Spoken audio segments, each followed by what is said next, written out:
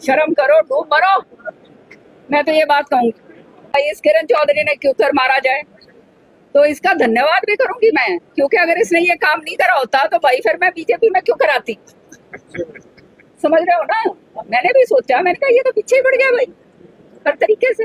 2004 में मेरे को राज्यसभा का कैंडिडेट बनाया गया और उस समय कांग्रेस की कैंडिडेट बन के मैं आई। कांग्रेस और हवीपा की ज्वाइंट कैंडिडेट थी मैं। उसका जो घटनाक्रम हुआ, किस तरह से 6 एमएलए को डिस्क्वालीफाई करा गया, उनको प्रेस के सामने ये बुलवा दिया गया कि ये जो है हम तो कांग्रेस कैंडिडेट को वोट देंगे।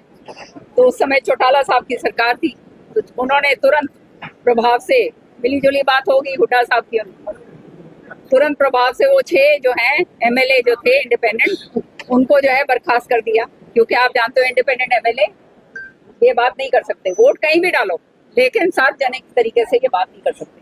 तो 6 तो हैं, इस तरह से उन्होंने वो कर दिया। फिर भी मेरे पास पूरे लोग थे और जो है वोट का जो अंतर था वो 1 का अंतर था। तो 1 वोट जो है उस समय इनवैलिड करी गई, उस वोट के ऊपर एक बिंदी लगा दी गई। तो सारों ने हंगामा कर दिया, ये वोट तो नहीं है, ये तो कांग्रेस की वोट इनवैलिड हो गई। आपको मैं बताना चाहती हूँ 2004 से लेकर आज तक इलेक्शन पिटीशन मैंने डाला पार्लियामेंट इसमें सुप्रीम कोर्ट के अंदर। मेरा इलेक्शन पिटीशन आज तक घूम रहा है भाई, मन ने नहीं बेरा पाटा कि वो वोट 1 किसकी थी। अब मैं किसी का नाम यूं कैसे लगा दूं। नंबर 1 तो ये तो हुड्डा साहब ही जो है बता पाएंगे। पहली बात, उन्होंने ये करा, षड्यंत्र के मास्टर हैं दोनों बाबू बेटे, खुलकर बोलूंगी मैं, षड्यंत्र मास्टर हैं ये। फिर आया भाई 2016 के अंदर कितनी वोट जो है शाही कांड के बलि चढ़ी, किस किसने दी हमें तो आज तक नहीं पता भाई। हाँ, तो ये भी जो है क्योंकि ये गोपनीय होती है, और अगर कोई कहता है कि भाई ये किसी ने डाला है तो वो प्रूफ ला के दे।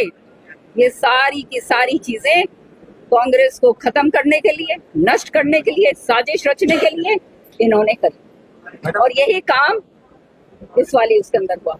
मैं जो थी इनके, वो कहते हैं ना, मैं आंखों में इनके बाती को नहीं भाई, क्योंकि मैं तो खुल के बोलती हूँ, सारी बातें स्पष्ट बातें मैं करती हूँ।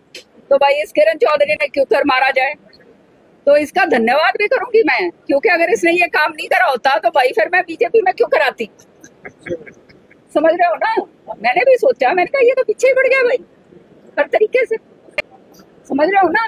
तो ये बात कहनी कि भाई किसने डाली है, ये कोई उंगली लगा नहीं सकता। मैंने तो अपने आप भुक्तभोगी हूँ एक वोट की। समझ रहे हो, मुझे नहीं आज तक पता चला, कैसे बोल सकते हैं ये। और अगर ये बोल रहे हैं तो इन्होंने कोई जबरदस्त साजिश करी। समझ रहे हो। दीपेंद्र हुड्डा जी ने ट्वीट करा, ऊपर वो डालकर कार्तिकेय शर्मा का स्पष्टीकरण से पहले देकर उसने ट्वीट करा, सत्यमेव जयते। अरे भाई शर्म करो, डूब मरो। मैं तो ये बात कहूंगी, सत्यमेव जयते तुम कह रहे हो, जिसने सारा हरियाणा नाप दिया, पंचकुला से लेकर गुड़गांव तक। आज जो है रोज जो है सीबीआई कोर्ट के अंदर सामने खड़े रहते हैं,